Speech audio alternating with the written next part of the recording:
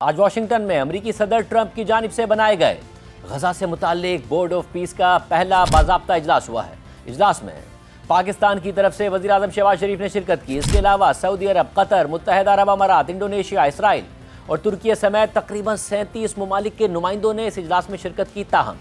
اقوام متحدہ کی سیکیورٹی کونسل کے رکن ممالک فرانس، برطانیہ، روس اور چین نے اس اجلاس میں شرکت نہیں کی، جبکہ یورپی یونین نے بورڈ میں نشست لینے سے ہی انکار کر دیا ہے۔ تاہم یورپی کمیشن نے اجلاس میں بطور مبصر شرکت کی ہے۔ بورڈ آف پیس کے چیئرمین امریکی صدر ٹرمپ نے اجلاس سے خطاب کرتے ہوئے کہا کہ میں پاکستان کے وزیر اعظم شہباز شریف کو پسند کرتا ہوں اور پاکستان کے فیلڈ مارشل بھی بہت اچھے آدمی ہیں اور وہ ایک سخت فائٹر ہیں۔ ٹرمپ نے مزید کہا کہ ایک دن میں نے اخبار اٹھایا اور دیکھا کہ پاکستان اور بھارت واقعی ایک دوسرے کے مقابلے میں پوری شدت سے کھڑے تھے۔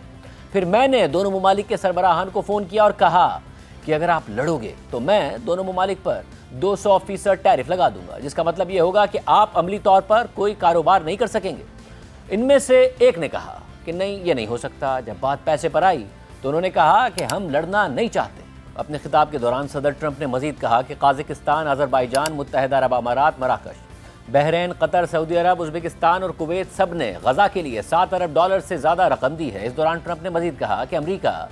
بورڈ آف پیس کے لیے $10 ارب کی رقم فراہم کرے گا۔ اپنے خطاب کے دوران صدر ٹرمپ نے ایران کے ساتھ ہونے والے مذاکرات پر کہا کہ اب وقت ہے کہ ایران ہمارے ساتھ اس راستے پر شامل ہو جو ہم مکمل کر رہے ہیں۔ اگر وہ ہمارے ساتھ شامل ہوتے ہیں تو یہ بہت اچھا ہوگا اور اگر نہیں ہوتے تو وہ بھی ٹھیک ہے، لیکن وہ ایک بالکل مختلف راستہ ہوگا۔ صدر ٹرمپ نے ایران سے متعلق مزید کہا کہ انہیں معاہدہ کرنا پڑے گا، اگر ایسا نہ ہوا تو بہت برے نتائج سامنے آئیں گے۔ ٹرمپ نے کہا کہ یہ بورڈ اقوام متحدہ کی مالی طور پر مدد کر سکتا ہے اور اسے قابل عمل بنا سکتا ہے۔ اس کے علاوہ صدر ٹرمپ نے افتتاحی تقریب سے خطاب میں مزید کہا کہ یہ اجلاس بہت اہم ہے اور میرا ماننا ہے کہ یہ سب سے زیادہ اہم بورڈ ہے۔ اس دوران ٹرمپ نے اس بورڈ میں شمولیت سے انکار کرنے والے ممالک پر تنقید کرتے ہوئے کہا کہ تقریباً سب نے اس بورڈ کو قبول کر لیا ہے اور جنہوں نے نہیں کیا وہ بھی کریں گے۔ کچھ لوگ کیوٹ بننے کی کوشش کر رہے ہیں لیکن میرے ساتھ یہ نہیں چلے گا۔ صدر ٹرمپ کے مطابق دنیا کا تقریباً ہر ملک ان کے بنائے گئے بورڈ آف پیس میں شامل ہونا چاہتا ہے یا ہو گیا ہے، اور جنوری میں ڈیووس میں بورڈ کے چارٹر پر دستخط کی تقریب میں 60 سے زائد ممالک کو شمولیت کی دعوت دی گئی تھی۔ تاہم حقیقت مختلف ہے۔ حتیٰ خود ٹرمپ کے بڑے یورپی اتحادی اور دنیا کی بڑی طاقتیں ٹرمپ کی دعوت کے باوجود فی الحال اس بورڈ کا حصہ نہیں بنی ہیں، بلکہ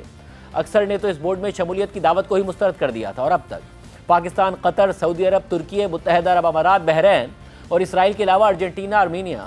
بلغاریہ، ہنگری، اردن اور قازقستان سمیت متعدد ممالک نے صدر ٹرمپ کے منصوبے میں شمولیت اختیار کی ہے۔ اہم بات یہ ہے کہ امریکہ کا اہم اتحادی اسرائیل ابتدائی تحفظات کے باوجود اس بورڈ میں شامل ہونے پر راضی تو ہو گیا تھا اور آج ہونے والے بورڈ کے پہلے باضابطہ اجلاس میں اسرائیلی وزیر خارجہ نے شرکت کی ہے، لیکن جنوری میں ڈیووس میں بورڈ آف پیس کے چارٹر پر دستخط کی تقریب کے دوران اسرائیل کا کوئی نمائندہ موجود نہیں تھا، جبکہ امریکہ کے علاوہ اقوام متحدہ کی سلامتی کونسل کے مستقل اراکین روس اور چین نے تاحال اس بورڈ کا حصہ بننے کا فیصلہ نہیں کیا، جبکہ فرانس اور برطانیہ نے تو اس منصوبے میں شمولیت کی پیشکش کو ہی مسترد کر دیا۔ جبکہ برطانیہ اور فرانس کے علاوہ جرمنی، اٹلی، کروئیشیا، یونان، آئرلینڈ، پولینڈ، سلوواکیا، سلووینیا، اسپین اور سویڈن جیسے اہم یورپی ممالک نے صدر ٹرمپ کے بورڈ آف پیس منصوبے پر تحفظات کا اظہار کرتے ہوئے اس میں شمولیت کی پیشکش کو مسترد کر دیا تھا۔ اہم بات یہ ہے کہ یہ ممالک نہ صرف تاریخی طور پر امریکہ کے اہم اتحادی رہے ہیں بلکہ ان میں سے اکثر ممالک نیٹو کے رکن بھی ہیں، جبکہ چین اور روس کے علاوہ بھارت، جاپان، جنوبی کوریا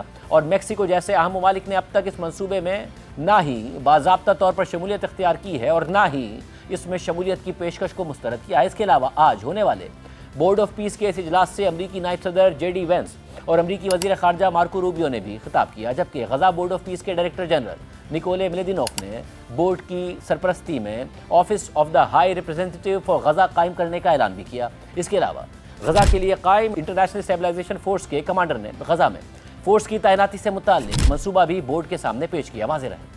کہ 7 اکتوبر 2023 کو حماس کے حملوں کے بعد اسرائیل نے غزہ میں بڑے پیمانے پر فوجی کارروائیاں شروع کر دی تھیں اور ان کارروائیوں کا سلسلہ اکتوبر 2025 تک چلتا رہا ہے، اور صدر ٹرمپ کی جانب سے جنگ بندی کرانے کے باوجود اب بھی اسرائیل غزہ میں کارروائی کر رہا ہے۔ اور غزہ کی وزارت صحت کے مطابق اسرائیل کی غزہ میں نسل کشی کی کارروائیوں میں اکتوبر